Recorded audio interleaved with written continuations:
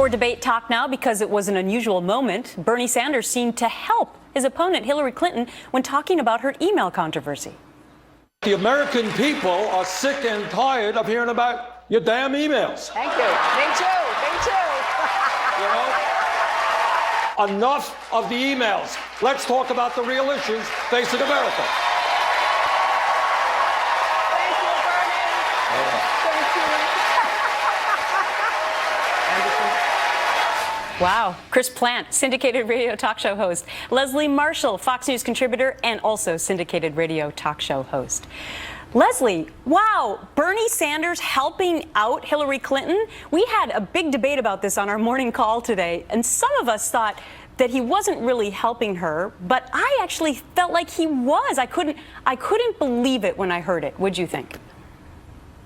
Well, I have to tell you, I do know Senator Sanders, and what you see is what you get personality-wise. You know, he's fond of Hillary. I mean, they're in a race, they're opponents, but there is mutual respect, and admiration. This is the number and he's one thing echoing holding the her back, sentiments of the potentially. Democrats. Yeah, but this is the one thing potentially holding her back from the nomination, and yet, but and not with the Democrats. Well, I couldn't believe it. Anyway, continue.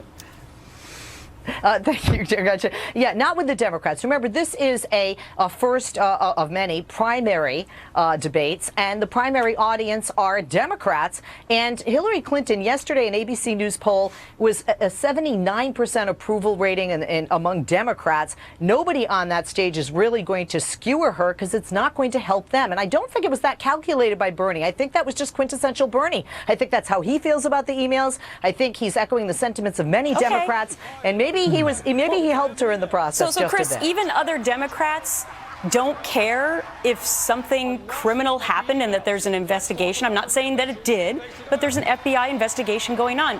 Democrats just don't care about that. They would if it was a Republican, right?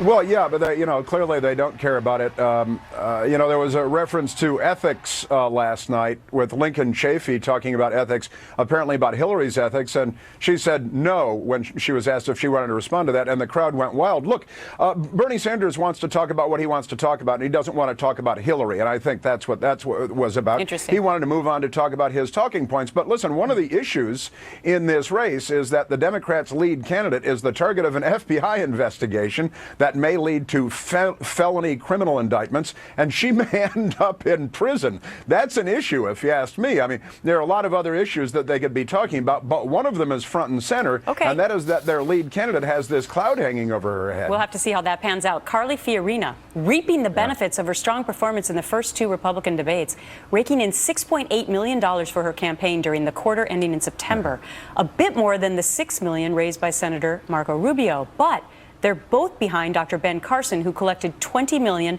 and Senator Ted Cruz, $12.2 million. Are you surprised by the numbers, Leslie? Actually, I'm not. I mean, when we look at Carly Fiorina and Marco Rubio, they're 4 percentage points apart. And that's almost, a 1 percentage point dead heat. So she has a reach, in a sense, to get higher. And we've seen that from the debate. I'm also not surprised that she's able to get that type of money with her background at HP in the past, and also the huge amounts of pockets that we have lined with cash here in California to support her. I also think what we're seeing with this money for both Ben Carson and Carly Fiorina are people that definitely want to help them to get up to, as Ben Carson is 1 percentage point away from, Donald Trump, who is, as he always tells us, a cash cow. Right. And so to me, it's we don't want Trump, and we don't want inside the Beltway establishment politicians. Yeah, so the interesting thing, though, Chris, is that Donald Trump, of course, is self-funded, but he really hasn't spent hardly any money. So there's an interesting dichotomy there between the front runner having to spend nothing and the others clamoring to raise a bunch of cash. Yeah, well, it is. It's a fascinating year. Nobody's ever seen anything like it. I think the money flowing to Carly Fiorina and Dr. Ben Carson is because the Republican base and lots of people in America have had it with politicians. It's Charlie Brown in the football. We've been lied to 30 times. Lie to me 30 times shame on you 31 times, shame on me, apparently. People want somebody who is not a politician, and Ted Cruz is a little bit of an outsider as well, and he has his supporters.